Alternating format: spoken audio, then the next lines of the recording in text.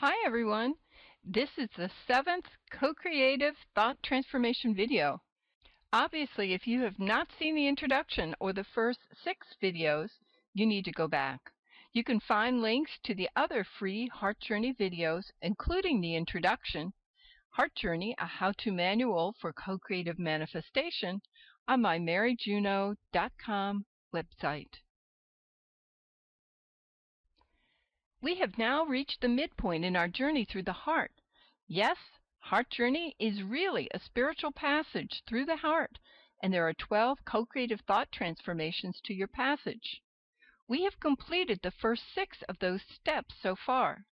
The theme of the lower half of the heart is one of expansion. You enter at the very bottom of the heart. Your vision is based on desire. There is something you want or need, and your request is a product of the will to manifest. Your understanding of the co-creative process may be limited at this time. Notice the narrow entry point. The first co-creative thought transformation was to open you up to the assistance of a co-creative partner and counteract the do-it-yourself mode of operation. You are introduced to the fact that you are not alone, and this is a spiritual endeavor. You have a co-creative partner, and through the assistance of this higher power, you are able to manifest through attraction and receptivity. You can discover the hidden power associated with attraction within your heart. This power flourishes when you love self and others well.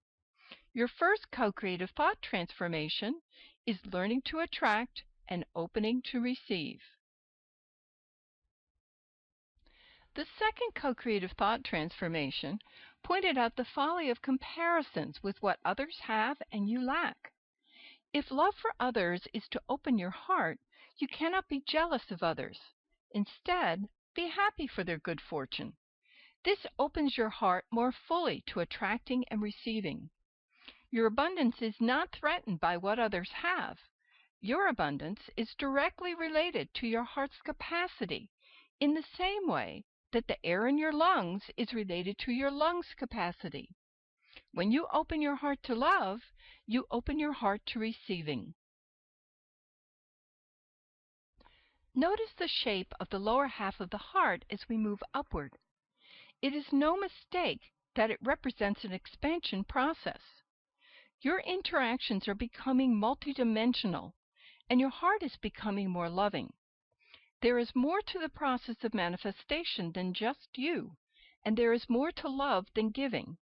Opening your heart is a two-way street that enables you to receive. The third co-creative thought transformation seeks to open your heart further by monitoring your thoughts and cleaning up your mental attitude. In order to attract and receive, you must counteract negativity and raise your vibration. You cannot attract from the gutter, and your co-creative partner cannot stoop to connect with you. If you want to establish a clear channel, you need to turn down the noise and the drama. Silence and reflection support communication and lead to direct guidance in the process of manifestation through attraction and receptivity. Just as you cannot compare your abundance to that of others, you cannot compare your progress or lack of progress on the spiritual path to the progress of others. Everyone's path is different.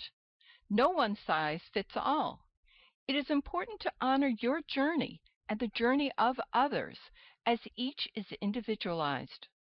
Programming is set by your co-creative partner in keeping with your highest good. You have some control over the progress. You enhance your understanding, insight, and advancement through sustained interaction and cooperation with your co-creative partner. The goal is to become whole. The expansion process continues as we move upward in the heart, eventually reaching maximum expansion. By the 5th month of interacting with your co-creative partner, you probably have experience with multidimensional perception and alternate realities. There is a vibrational continuum connecting the spiritual dimension to the physical world. This vibrational continuum is the means by which you attract and manifest. Creative energy in the spiritual dimension condenses into form according to your desire and focused, sustained thought. The greater your multidimensional perception of this subtle connection, the greater your ability to understand the process. The last co-creative thought transformation before we cross into the upper half of the heart is open-mindedness. In order to progress spiritually, you have to leave your preconceived notions and mental constructs behind. Heart journey involves both an expansion in consciousness and open-heartedness. The mind and the heart go hand in hand, as we have already seen. This will continue to be the case. Look at the shape of the top half of the heart and note the two lobes are both mirror images of each other, yet conjoined. They appear dual, but represent non-dual experiences. Co-creative thought transformations and heart journey lead to an awareness of non-duality within synchronicity and coincidence. Your relationships and interactions with others mirror your own pattern of spiritual growth as you experience what you need to learn. Clues and guidance in your environment reflect communication coming from your co-creative partner regarding the necessary steps towards manifestation. Within your interaction with your co-creative partner, you begin to experience your own co-creative power and potential. You discover that it is to your advantage to observe experiences from both sides of any situation. Significant spiritual teachings can be occurring within mundane events, and it is important to stay open, as I will demonstrate by relating a personal experience later in this presentation. The seventh co-creative thought pattern needing transformation is judgment. When you judge someone rather than see him or her with compassion, your heart begins to close and your ability to manifest automatically decreases. Keeping your heart open is a major component of the process of manifestation through attraction and receptivity. It is the open heart that receives and channels abundance to others. The wise person wishing to manifest and traveling a mystical path of spiritual development delays and even avoids judgment. Like mental constructs, judgment is a close-ended process meant to terminate investigations so the mind can assume understanding and move on. You might never realize that there is a valuable lesson appearing before your eyes. Compassion leaves you open to experience and leads to insight and spiritual development. Characterizing people, events, or circumstances as bad leads to an established pattern of interaction and avoidance. Although no one needs to remain in a dangerous situation, characterization in negative terms is commonly swift, arbitrary, overused, and self-limiting. Judgment is the antithesis of mysticism, which is an open-ended inquiry into the unknown, where black and white fade to gray and all patterns of response are useless and counterproductive. Judgments are a reaction to rather than an awareness of. When you make a judgment, you are refusing to look deeper. This has implications not just on a mystical level, but also on a mundane level and in regard to human relations. When you judge another, you distance yourself from a meaningful interaction and connection by drawing premature conclusions. The individual can be characterized as being this or that, rather than experienced as unique. When you judge, you label people, places, things, events, and circumstances in accordance with your degree of comfort or discomfort. The label prevents any meeting of the hearts and minds. You do not have to work to know or understand this person, and you do not have to be concerned with unknown personality elements. Based on your quick assessment, you determine your involvement or distance. The good or bad, black or white, positive or negative label can lull you into thinking you know this person or situation. You think you understand. You probably don't. But once characterization is established, rightly or wrongly, responses can become stereotypical and automatic. Judgments are frequently based on preconceived notions colored by emotional content and past experience. They are not just a product of your moral or ethical upbringing. They are also influenced by prejudice, social pressures, the need for rational understanding, personal history, individual preference, and a myriad of other factors. Judgment is a simplified ending to a complex conscious and unconscious process. When you judge a person for his or her actions, whether terrible, inadequate, or misguided, you eliminate the possibility for compassion, when the truth is we all commit offenses. If you are evolving spiritually, you can probably look back on some past situation and realize you could have handled it better, even if you made the best of a bad situation and learned from it. We all grow and learn. I am forever grateful to those who tolerated my past transgressions and those who will tolerate my future ones and still regard me with love. You probably have established personal limits, lines you have drawn in the sand and will not cross. Those lines are there to protect you. You will only go so far. You are not going to be hurt, used, or duped again. But what is it that exists beyond that limit?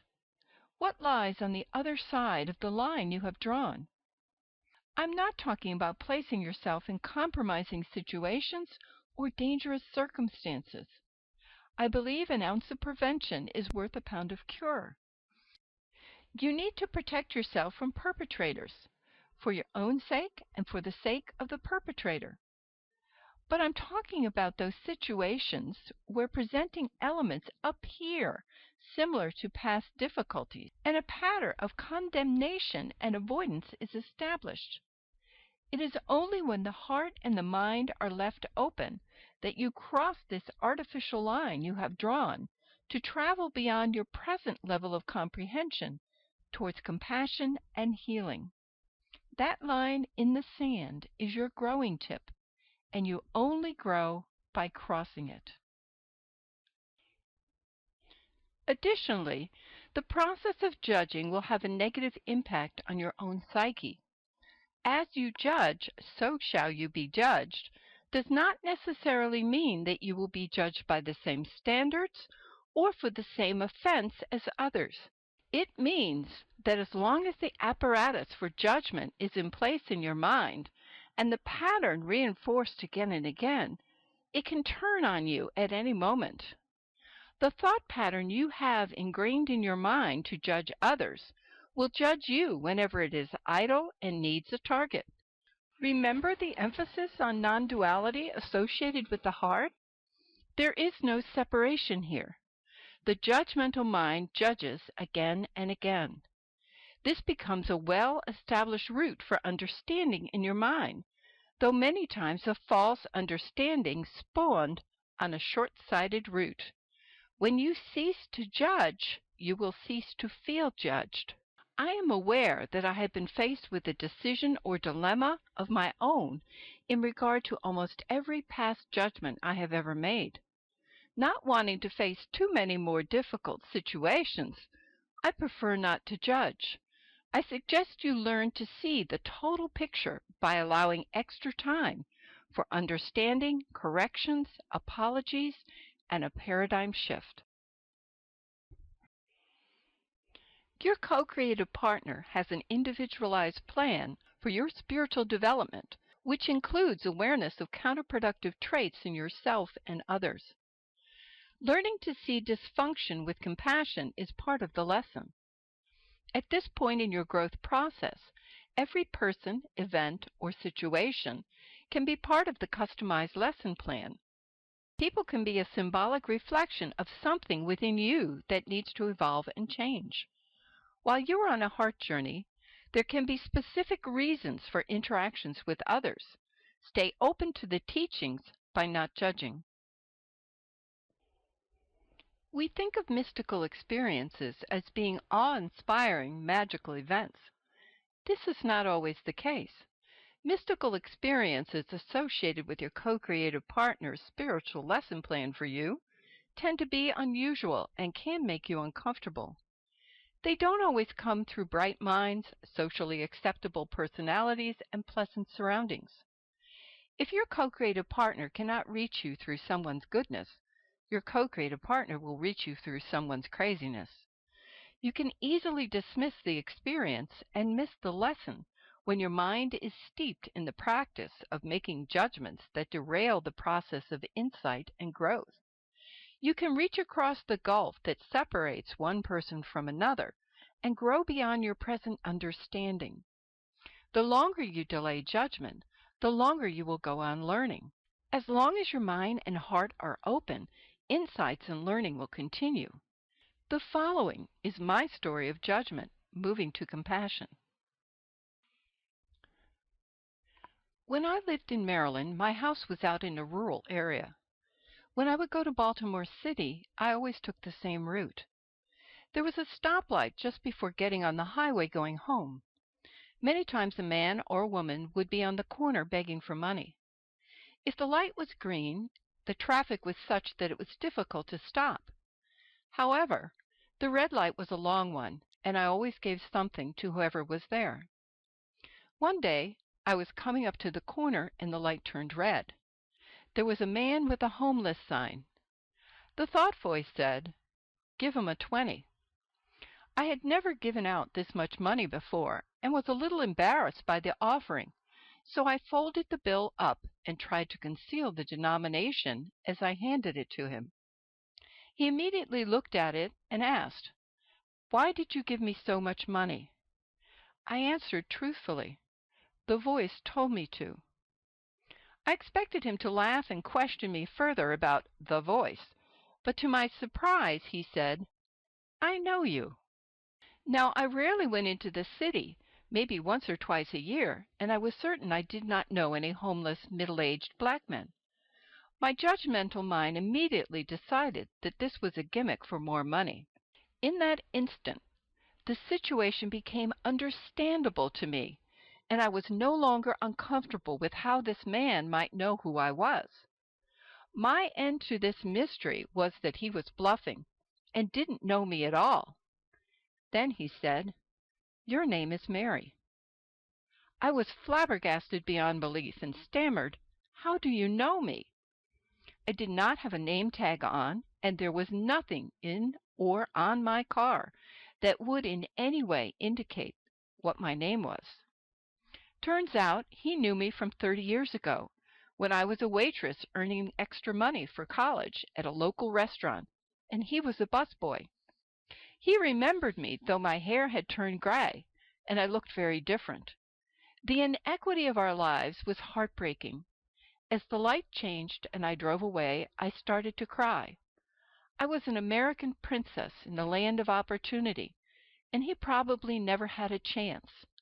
Though I remembered the job and the situation, despite all my education and intelligence, I had forgotten this person completely, his name and his face, while he had remembered me. He never forgot who I was, even after 30 years, and he never judged me according to my clothes or condition. He met me without pretense. But though I acted generously, I know in my heart that I judged him as I drove up to that corner. Was he really homeless? Would he go on a binge with the money I gave him? Why didn't he get a job? I acted like part of the solution, but my judgment made me part of the problem. So here is your focus for the coming month. Monitor your mind and your heart. Do you judge others? Do you judge yourself? Do you judge circumstances? Try delaying judgments and seeing events with compassion. I will speak more about non-duality in coming videos, but for now, look for coincidence and synchronicity in events and experiences. Your relationships are reflecting your individualized spiritual lessons, while guidance regarding manifestation is reflected in your environment. You are a true co-creative partner. Experience your own power and potential. By now, you probably know the routine. Work with this co-creative thought transformation for 1 month, keeping it foremost in your mind. At the end of the month, move on to the 8th co-creative thought needing transformation. You are not expected to master any of the co-creative thought transformations in 1 month's time. These transformations are lifelong callings. There are layers and layers of spiritual growth and insight innate to each new co-creative thought pattern. In the beginning, awareness in and of itself is considered progress, a step in the right direction. Next month's 8th thought pattern needing transformation is possessiveness and control, which will also be in video format. Look for this 8th co-creative thought transformation on my YouTube channel or on maryjuno.com website. To receive notices of each new video, subscribe to my YouTube channel or newsletter. For more information about Heart Journey and co-creative manifestation, go to my maryjuno.com website. There you will find a study guide, sample chapter, and other videos. Heart Journey, the book, is available in print and digital format, and obviously the greatest amount of information and spiritual depth is only found in the book. My videos can only introduce you to the topic. The book can be purchased online or through a bookstore. The digital format will work with your iPad, tablet, computer, or phone, as free apps are available. Well, that concludes another video and another month. I wish you all the best with this 7th co-creative thought transformation, and I look forward to sharing with you next month with a new video. I hope you have an abundant and insightful month.